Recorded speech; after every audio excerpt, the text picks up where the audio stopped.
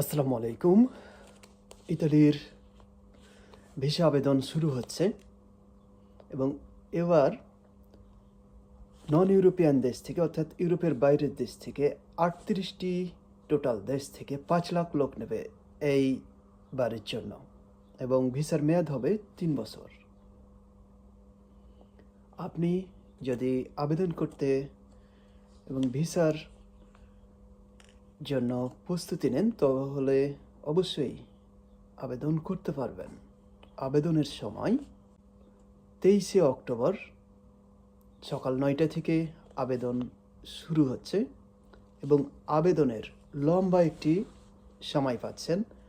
৭ December পর্যন্ত আপনি আবেদন করতে পারবেন এবং এই লম্বা সময়ে আপনি সুন্দরভাবে আবেদন করতে পারবেন।